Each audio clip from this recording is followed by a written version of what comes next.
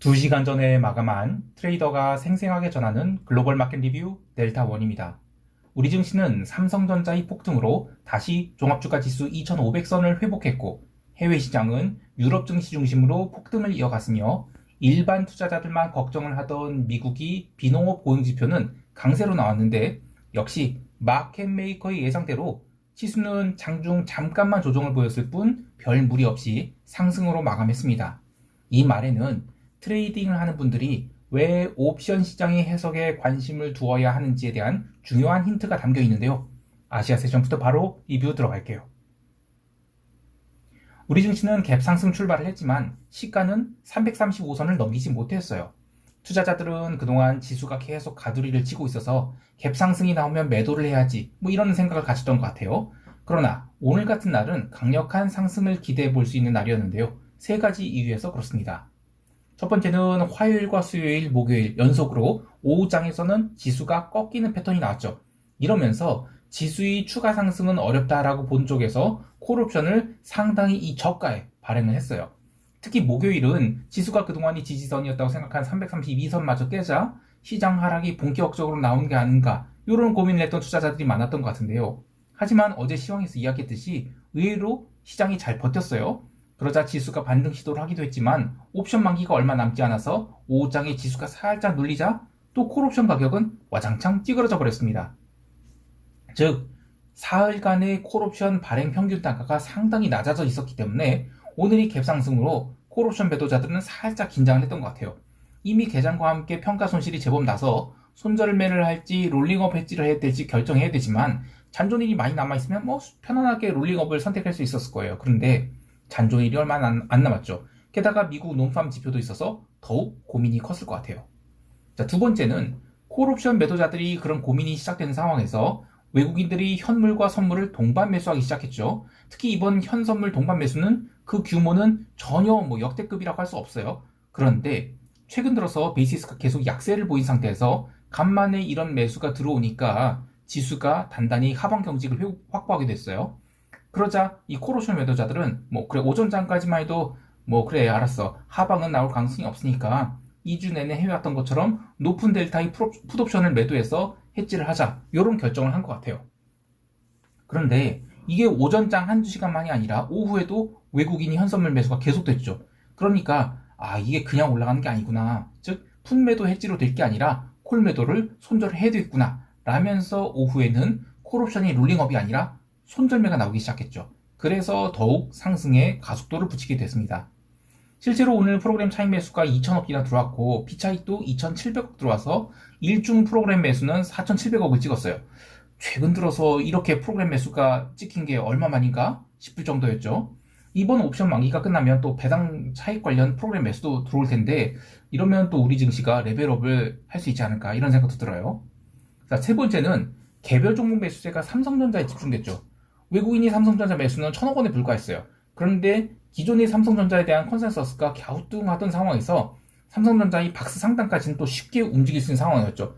그래서 지수가 더 빠르게 상승을 시도할 수 있었다라고 봅니다. 근데 이런 상황에서 오후에 인덱스 매수까지 받쳐 들어오니까 지수가 빠질 수가 없었죠.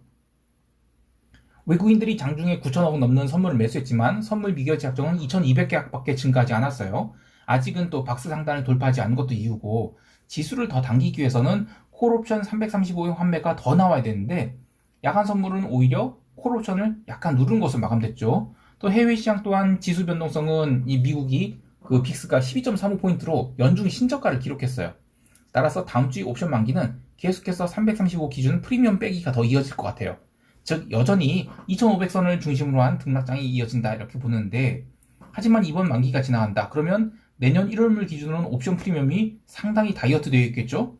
또 우리 증시 옵션 만기 이후에는 미국과 유럽이 옵션 만기가 남아있는데 시장 방향성이 지금 위쪽으로 포지션이 되어 있어요. 그래서 우리 증시는 만기 이후에 의외의 상승이 나올 수도 있겠습니다. 이제 유럽 세션 넘어갈게요. 유럽 증시는 오늘도 1%대 상승을 했습니다. 수요일에 유럽 증시가 종가 고가 마감한 뒤 미국 증시 하락으로 목요일에는 갭 다운 출발한 뒤 하루 종일 횡보를 하면서 옵션 프리미엄 좀 빼는 줄 알았는데 금요일에 아시아 세션에서 유럽 지수 성분이 꾸준히 상승하자 유럽 본장 개장 후에는 증시가 일시적으로 스퀴즈가 좀 나온 듯 했어요. 하지만 미국 논팜 발표를 앞두고 보합권까지 내려오면서 한동안 횡보를 했죠. 이따가 논팜 이야기를 할 때 더 구체적으로 이야기하겠지만 어떤 지표 발표를 앞두고 해당 지표의 무게가 어느 정도인지를 추정할 수 있는 굉장히 유용한 도구 중 하나가 변동성 선물이 상승 여부입니다. 이번 논팜 발표를 앞두고 며칠 전부터 제가 계속 이야기한 게 변동성이 정말 안 오른다. 일반 투자자들은 논팜을 엄청 걱정하는 것 같지만 그래서 논팜이 어떻게 나오면 내가 어떻게 되고 이런 거 엄청 걱정하는 것 같은데 마켓 메이커들은 논팜 할아버지가 나가도 걱정을 안 하는 것 같다. 이런 거였어요. 제가 프랍 시절에 애널리스트랑 콜콜을 하잖아요. 그러면 이번 논팜이 얼마 나올 것인가, 다른 IB들은 어떻게 생각합니다. 막 이렇게 보여주면서 자기 논리를 막 얘기해요. 근데 트레이더들은 그냥 참고로만 하면서 네. 실제로 보는 거는 비드 오퍼 스프레드라든지 기타 유동성 지표를 더 많이 봅니다. 근데 이런 것들은 시장의 위험을 마켓 메이커들이 어느 정도로 평가하는지 간접적으로 알 수 있는 방법이에요. 옵션 가격도 마찬가지죠. 시장에 뭔 일이 터질 것 같다 그러는데 그럼 옵션을 찍어내는 마켓 메이커가 자신이 평가한 위험보다 더 싼 가격에 옵션을 찍어낼까요? 안 그러죠. 그런데 이번 논팜 발표를 앞두고 변동성이 전혀 오르는 것이 보면 전혀 못 오르는 걸 보면 야 이거 논팜이 혹시라도 이상하게 나왔다? 그래서 시장이 밀린다? 그러면 오히려 최소한 주식시장만큼은 매수 타이밍이 되겠다. 이런 결론을 아주 쉽게 내릴 수 있는 거예요. 자, 유럽 시장도 같은 생각을 한 것 같아요. 논팜 딱 발표하고 나서 잠깐 눌렸죠. 그런데 지수는 그 뒤로 아주 강력한 상승을 시도해서 수요일에 종가 고가 기록한 자리까지 넘기고 마감까지 그냥 1%대 상승했어요. 유럽 지수 변동성은 지금 13포인트대로 하락을 했는데 자, 재밌는 것은 미국의 변동성 지표 보면서 얘기하죠.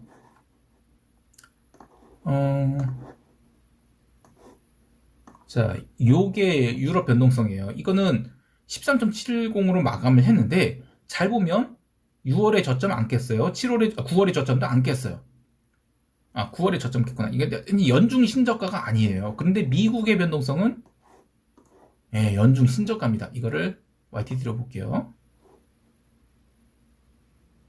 연중 신저가 갱신했어요. 그래서 보면 뭔가 이제 유럽은 상대적으로 그때 변동성이 높죠.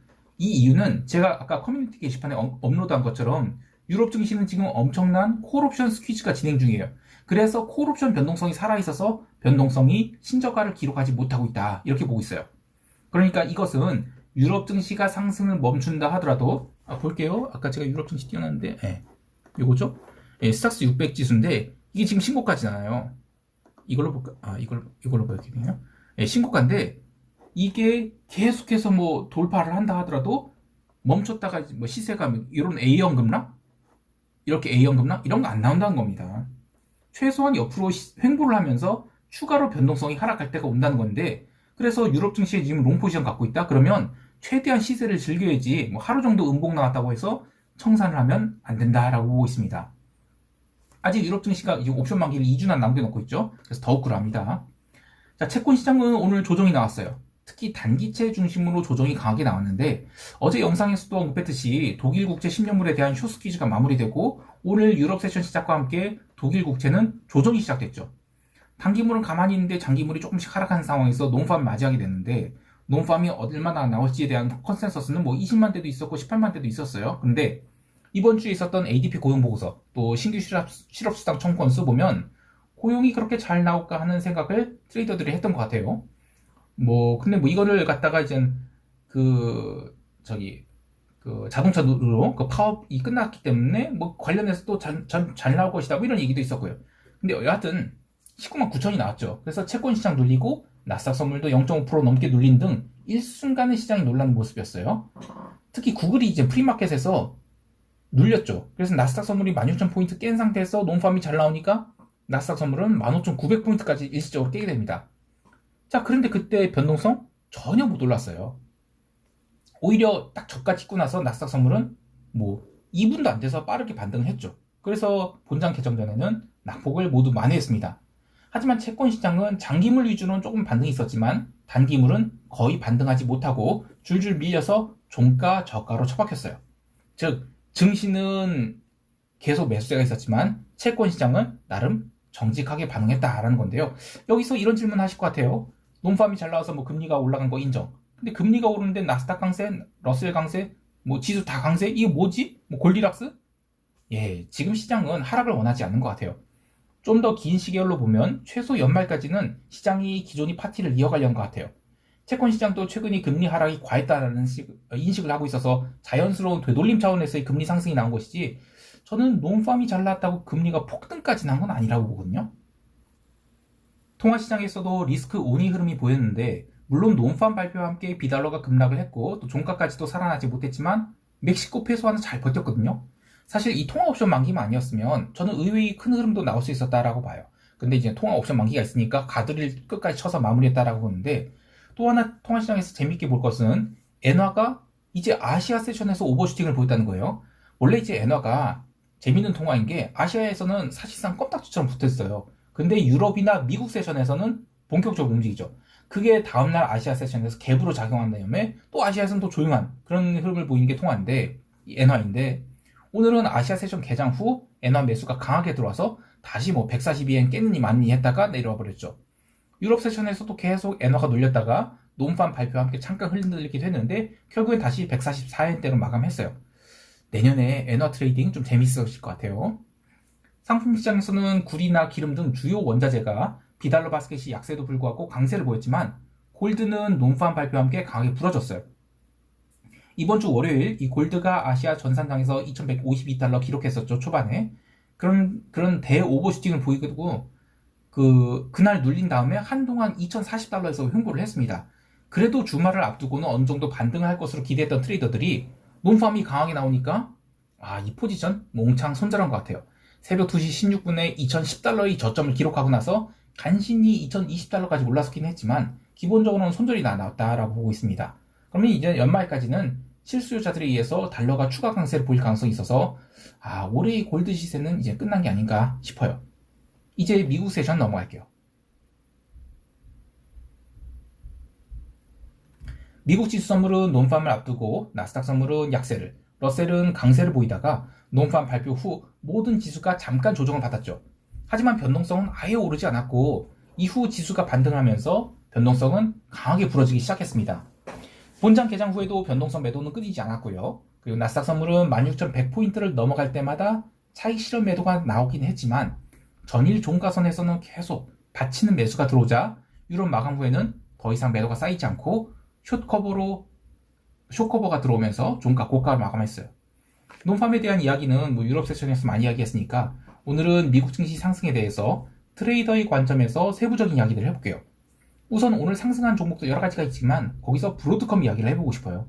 브로드컴이 지난 11월 20일 고점을 기록하고 밀리기 시작해서 사실상 2주 연속 하락을 한 듯 하다가 어제 오늘 의미 있는 반등이 나왔죠. 이게 개별 종목 이슈라고 보기에는 무리가 있는 게 이번에 신고가 갱신을 거듭했던 종목 중 처음으로 망가지기 시작한 게 브로드컴이거든요. 이게 반등을 했다는 것은 아직은 시장이 무너질 때가 아닌 최소한 고가를 한 번 더 갱신하거나 고가권에서 뭉개는 시간이 필요한 것이지 하락 전환은 또 쉽지 않겠다, 이런 신호가 될 것 같아요. 마찬가지로 메타도 의미 있는 반등을 했는데요. 개별 종목이 이슈로 반등한 게 아니라 변동성 매도에 의한 인덱스 매수가 들어오면서 매그니피션트 7 주식들을 포함해서 대부분의 종목들이 점진적 상승을 한 것이 특징이에요. 이제 올해의 남은 이벤트로는 이제 CPI 그리고 FOMC가 있는데 금리나 김칫국을 맞은 것은 토해낼 수 있겠지만 그보다 더 강한 변동성 매도가 남아있어서 지수 숏을 보기보다는 오히려 의외의 상승이 나올 수 있지 않을까 생각해요. 커뮤니티 게시판에 유럽 증시가 미국 증시 대비 12월 들어서 압도적인 강세를 보이고 있는 이유가 그 유로스탁스 콜옵션 환매 시세 때문이다, 이런 얘기를 했죠. 차트를 볼게요. 요건데요. 요 하얀색이 유로스탁스 50예요. 요거 주황색은 러셀이고요. 러셀이 아니라 S&P 500이고요. 이게 지금 12월 들어서 쫙 벌어지면서 유로스탁스가 S&P보다 훨씬 더 강세를 보이고 있죠. 자, 만약에 이런 낮은 변동성이 유지되고 있는 상황에서 미국에도 이 머니플로우가 발생한다. 그러면 S&P 지수는 직전 고점인 4,685포인트 쉽게 넘어가고, 그렇게 되면 콜옵션 매도자들이 환매를 자극하게 돼서 이 옵션 만기까지 강력한 상승 탄력을 받을 것 같아요. 실제로 S&P 지수와 유로스탁스 50를 보면 10월 마지막 주에 저점을 형성한 것은 동일하지만 11월 중 2번 쉬어가고 나서 유럽은 이 상대적으로 지금 레벨업을 계속 하고 있어요. 그런데 미국은 아직 레벨업을 못하고 멈추고 있죠. 러셀도 마찬가지예요. 여기서 멈추고 있고요. 물론 상승 탄력이 상대적으로 더딜 수는 있어도 지수가 아래로 돈다? 이거는 아직은 의미 있는 여건 조성 형성되지 않았던 것 같아요. 자, 참고로 이거는 원데이 변동성인데요. 이거 볼게요. 네, 이건데 이 원데이 변동성 보면 이날이 이젠 어제 논팜 발표일이었고 논팜 전에 베팅은 들어왔어요. 어떻게든 뭐 롱베팅 강하게 들어왔는데 그런데 이때 9일 변동성 안 올랐죠. 28일 안 올랐어요. 이거를 이렇게 보면 네, 전혀 못 올랐습니다.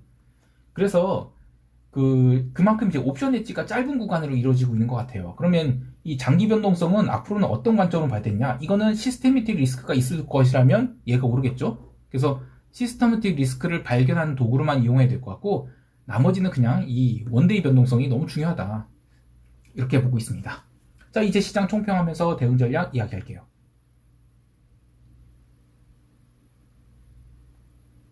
우리 증시는 야간 선물이 약간 눌렸지만 옵션 프리미엄이 눌릴지언정 계속해서 강세 시도를 이어갈 것을 보고 있어요.